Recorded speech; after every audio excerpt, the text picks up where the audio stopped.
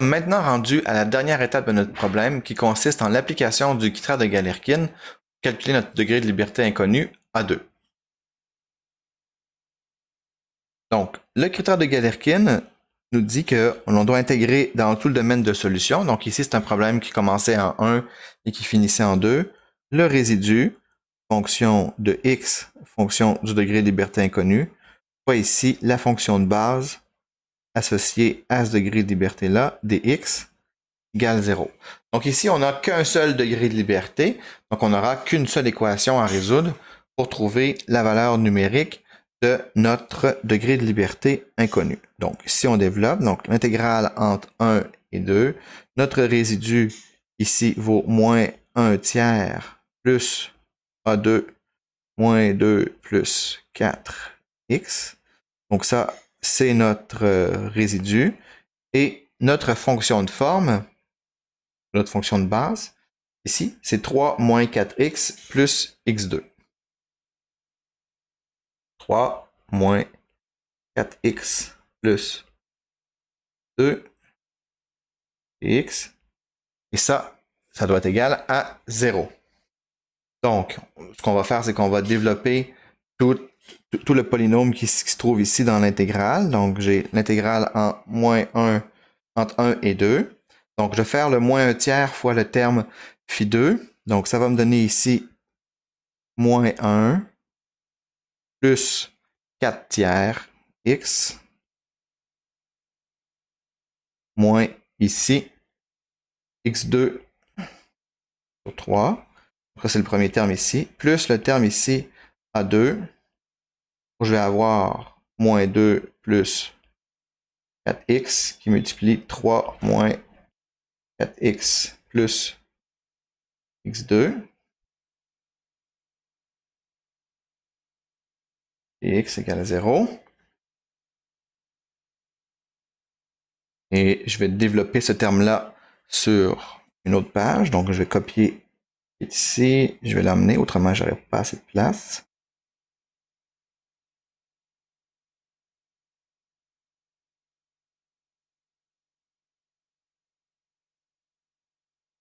Donc, je vais avoir l'intégrale entre 1 et 2 de mon terme moins 1 plus 4x sur 3 moins x2 sur 3.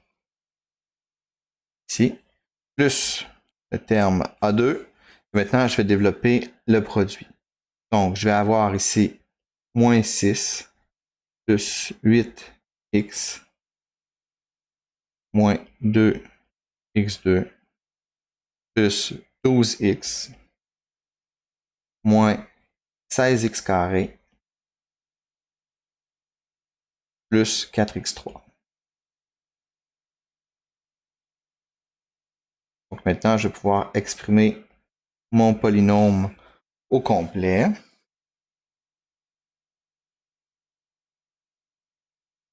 Donc, je vais avoir ici l'intégrale entre 1 et 2 et je vais regrouper ensemble tous les termes qui ne font pas intervenir à 2 et les termes qui font intervenir à 2 ensemble pour avoir mon système d'équations ici.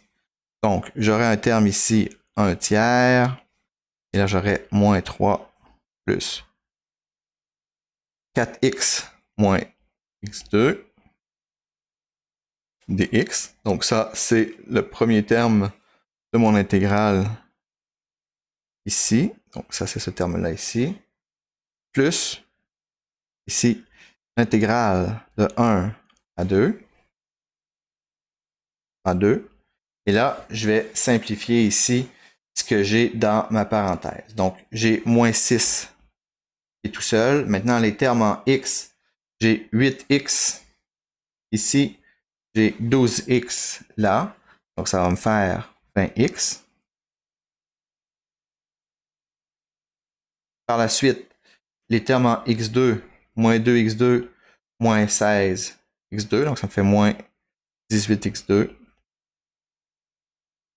Et le terme en x3 qui est 4x3. X. Et tout ça doit être égal à 0. Donc, ce que ça me donne ces intégrales-là. Donc, ici, je vais avoir 1 tiers moins 3x plus ici 2x2 moins x3 sur 3 évalué en x vaut 2 et en x vaut 1 plus ici le terme en 2 moins 6x plus 10x2 moins 6x3 plus x4. Encore une fois, évalué en x qui vaut 2 et x qui vaut 1. Et ça, c'est égal à 0.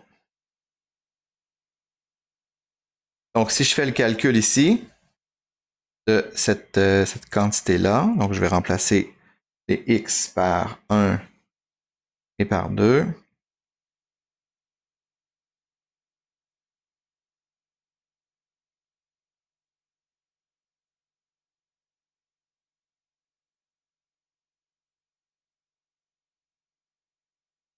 Donc, j'ai mon équation ici que je vais replacer.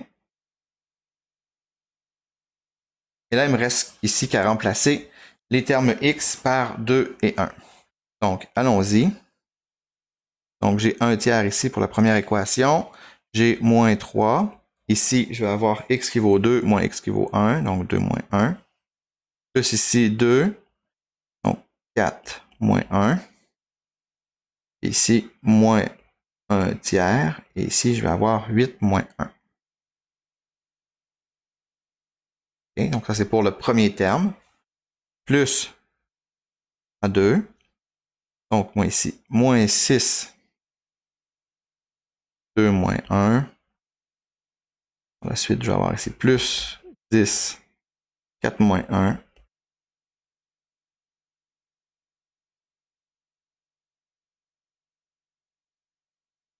Moins le dernier terme ici, 6. Ici, 8, moins 1. Et le dernier, donc ça va faire 16, moins 1. Et tout ça égal à 0. Donc, si on fait les calculs ici, on va avoir dans cette équation-là ici, 1 tiers, 3 plus 6, moins 7 tiers. Ça, c'est le premier terme ici. Plus le terme en A2. Donc, on va avoir moins 6 plus 30 moins 42 plus 15 égal à 0.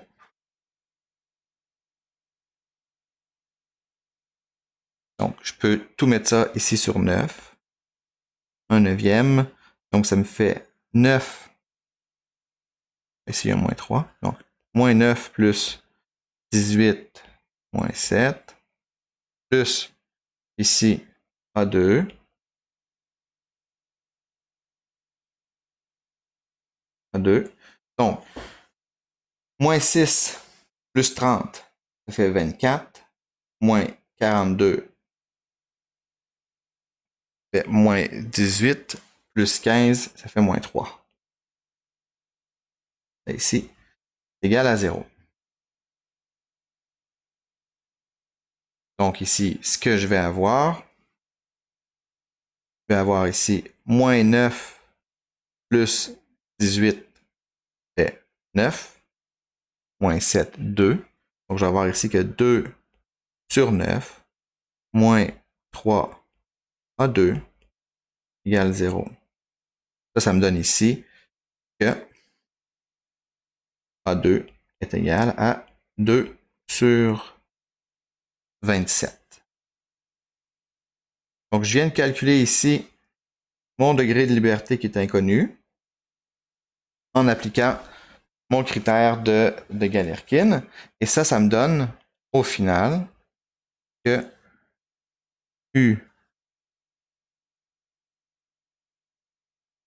étoile de X est égal ici à 4 moins X sur 3, plus ici 2 sur 27, 3 moins 4x plus x2.